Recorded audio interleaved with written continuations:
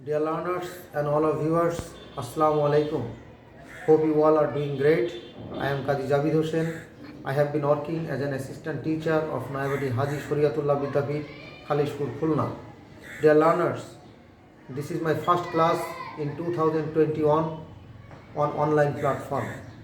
Due to the pandemic, all the educational institutions still shut down. That's why I would like to take you a class in this way. Dear learners, my today's class is for class 6 and 7 students, and my today's topic is tense. Dear learners, for your better understanding, I would like to give you my next speeches in Bangla. প্রিয় শিক্ষার্থীরা, তোমাদের কাছে আলোচনার বিষয়বস্তু tense. তোমার ইংরেজি grammar পড়তে হলে, যে কোনো গ্রামার জানতে হলে টেন্স হলো তোমার বেসিক। এই টেন্সকে বেসিক ধরে তোমাকে সামনে এগোতে হবে। তো টেন্স নিয়ে আমরা আলোচনা শুরু করি। তখন টেন্সকে বলা হয় ক্রিয়া সম্পন্ন হওয়ার সময়কে টেন্স বলে। ক্রিয়া কাজ সম্পন্ন হওয়ার সময়কে টেন্স বা কাল বলে। ইংরেজিতে যদি বলি আমরা তাহলে বলবো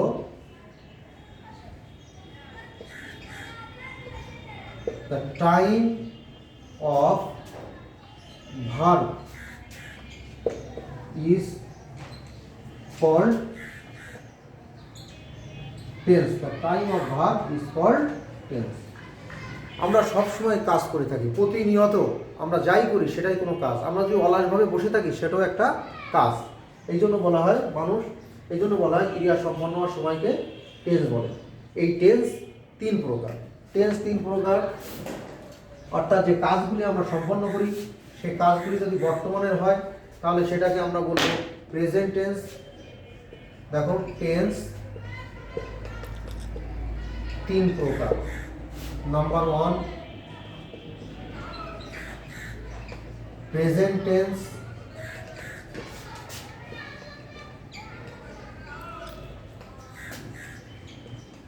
বর্তমানকাল, past tense,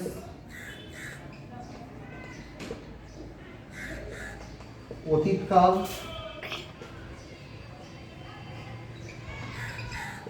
future tense,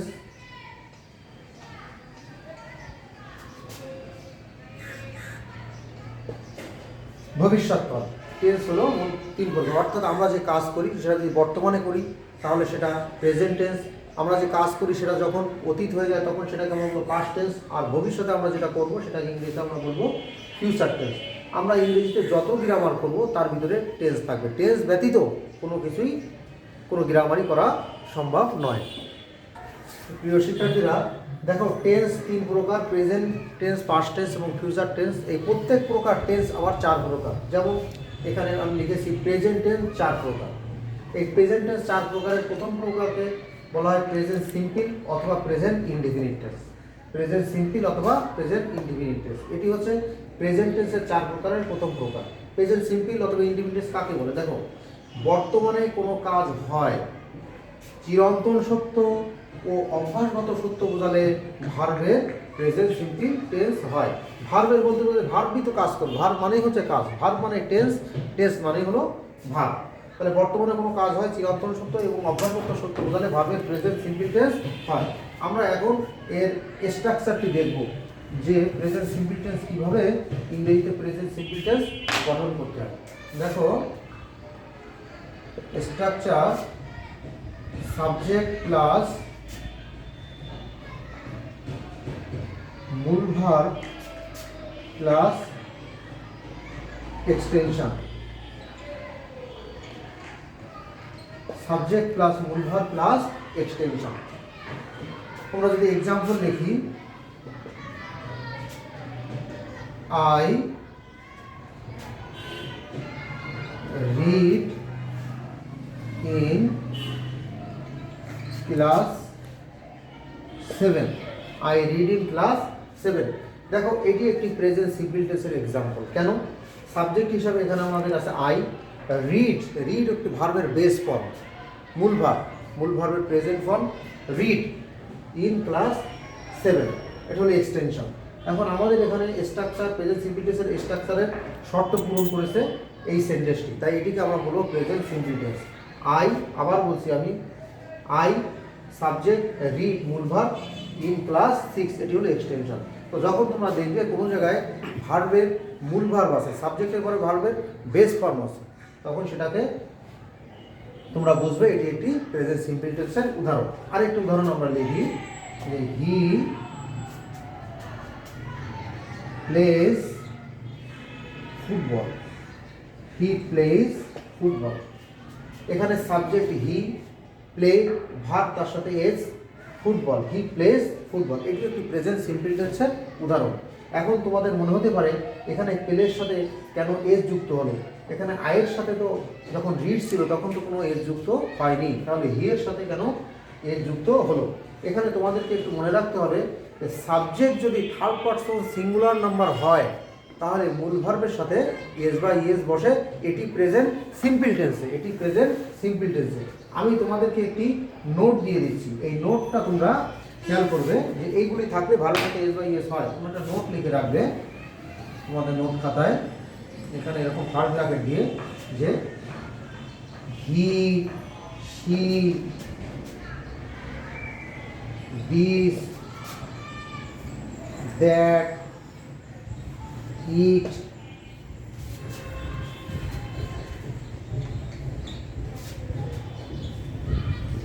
everybody, যে কোনো নাম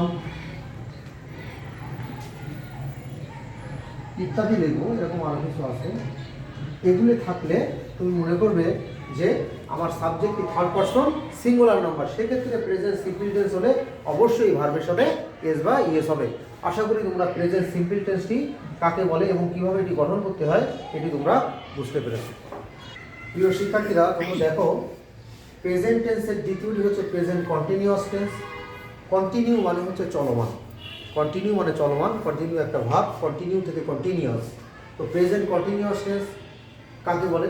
প্রেজেন্ট টেন্স মানেই তো সব কিছু প্রেজেন্ট, অর্থাৎ সব কিছু বর্তমানেই হবে, বর্তমানে কোনো কাজ হচ্ছে, চলছে, করছে ইত্যাদি, অর্থাৎ বর্তমানে চলমান কোনো কাজ বোঝালে ভার্বের প্রেজেন্ট কন্টিনিউয়াস টেন্স হয়।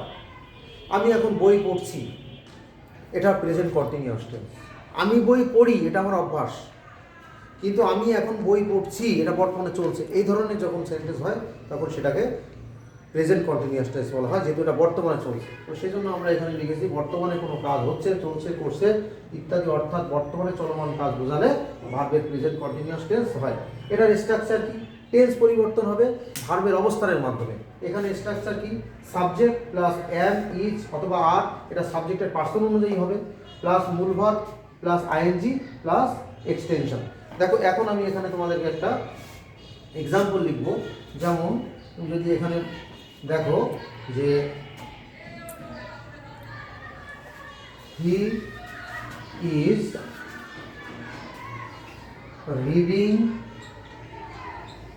He is reading a book, he is reading a book. I am taking tea. I am taking tea. তো আমরা এভাবে লিখতে পারি taking a cup of tea. দেখো এখানে সাবজেক্টের পরে হির পরে আছে ইজ, মূল ভার্বের বেস ফর্মের সাথে আইএনজি প্লাস অবজেক্ট। আই এর সাথে অক্সিলারি ভার্ব এম, ভার্ব হচ্ছে টেক, তার সাথে ING taking a cup of tea. Present simple টেন্সে কিন্তু আমরা মোটেও এরকম অক্সিলারি ভার্বের সাথে ভার্বের সাথে আইএনজি পাইনি, এই জন্য ওটা প্রেজেন্ট সিম্পল টেন্স ছিল। কন্টিনিউয়াস টেন্সে এসে অক্সিলারি ভার্বের সাথে আমরা ভার্বের সাথে আইএনজি পেয়েছি। তাহলে আমরা কি বুঝতে পারলাম? যে টেন্স পরিবর্তিত হয় ভার্বের স্ট্রাকচারের মাধ্যমে, সাবজেক্ট এবং অবজেক্টের মাধ্যমে নয়। সাবজেক্ট এবং অবজেক্ট সব জায়গায় একই রকম থাকতে পারে, কিন্তু ভার্বের মাধ্যমে টেন্স পরিবর্তিত হবে। আমি আশা করি তোমরা প্রেজেন্ট কন্টিনিউয়াস টেন্সটিও বুঝতে পেরেছো। এখন আমরা দেখব প্রেজেন্ট পারফেক্ট টেন্স। প্রিয় শিক্ষার্থীরা, তোমরা এখন দেখো present perfect tense. Present perfect টেন্সের সংজ্ঞাটা এমন যে বর্তমানে কোনো কাজ শেষ হয়েছে কিন্তু তার ফল এখনো বিদ্যমান, এরূপ বোঝালে ভার্বের present perfect continue present tense present perfect tense হয়। বর্তমানে কোনো কাজ শেষ হয়েছে কিন্তু তার ফল এখনো বিদ্যমান, এরূপ বোঝালে ভার্বের প্রেজেন্ট পারফেক্ট টেন্স হয়। সেটা কেমন? আমি ভাত খেয়েছি, ভাত খাওয়ার পরে আমি কী করলাম, আরও কোনো কাজ করতে পারি, এটাই হলো ফল বিদ্যমান। আমি স্কুলে গিয়েছি, আমি খেলতে এসেছি, এই ধরনের কথাগুলোই প্রেজেন্ট পারফেক্ট কন্টিনিউয়াস, অর্থাৎ যার পরে আরও কিছু হওয়ার সম্ভাবনা আছে যে কাজের পরে, সেটাকেই বলা হয়ে থাকে প্রেজেন্ট পারফেক্ট টেন্স। তো প্রেজেন্ট পারফেক্ট টেন্সের স্ট্রাকচার কেমন হবে? গঠন প্রণালী সাবজেক্ট প্লাস হ্যাভ অথবা হ্যাজ প্লাস মূল ভার্বের past participle form plus extension. অর্থাৎ ভার্বের যে তিনটা ফর্ম আমরা বলে থাকি প্রেজেন্ট ফর্ম, পাস্ট ফর্ম এবং পাস্ট পার্টিসিপল ফর্ম। সংক্ষেপে আমরা বলে থাকি V1, V2 এবং V3। যদি আমরা সেভাবে বলি তাহলে এখানে মূল ভার্বের পাস্ট পার্টিসিপল ফর্ম না বলে আমরা V3ও বলতে পারি। তাহলে বর্তমানে কোনো কাজ শেষ হয়েছে তার ফল বিদ্যমান, এটা হলো present perfect tense structure subject plus have has মূল ভার্বের past participle form plus extension. এখন আমরা এখানে এর দুটো এক্সাম্পল দেখি। দেখো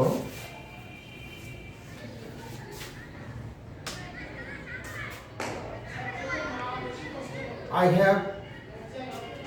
have taken my meal. I have taken my meal. He has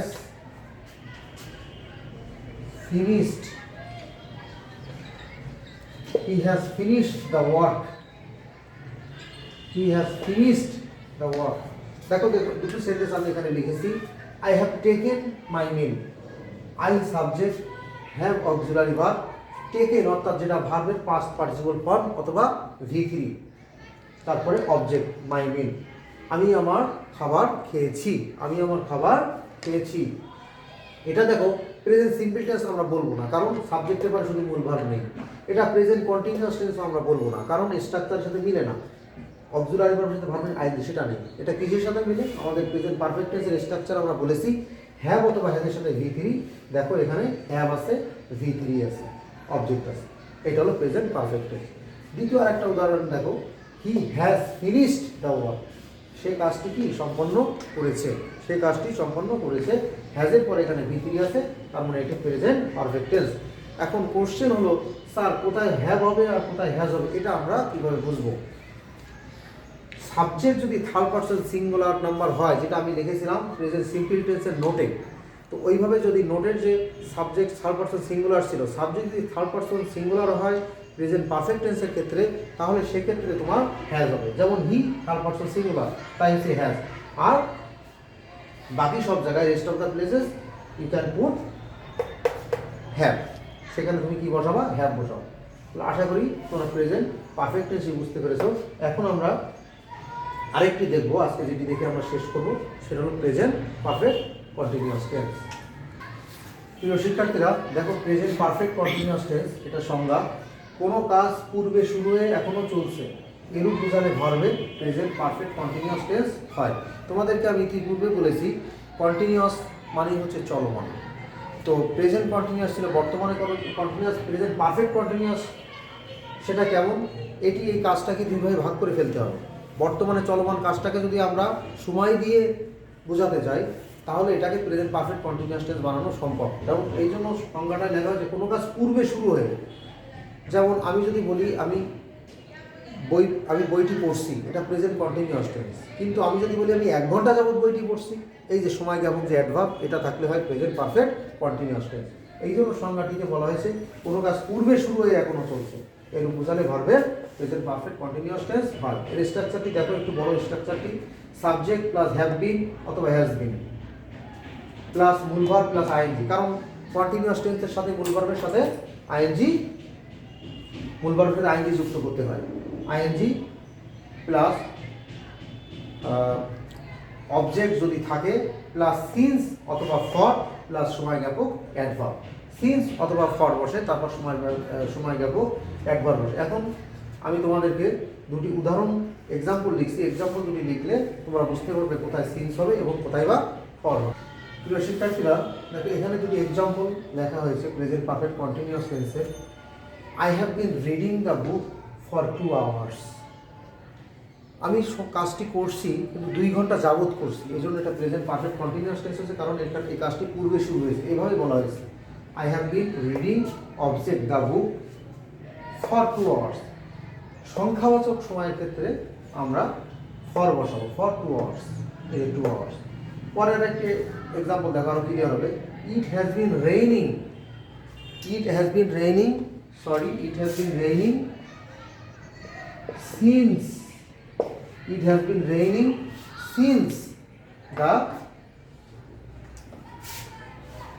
it has been raining since the morning, since the morning।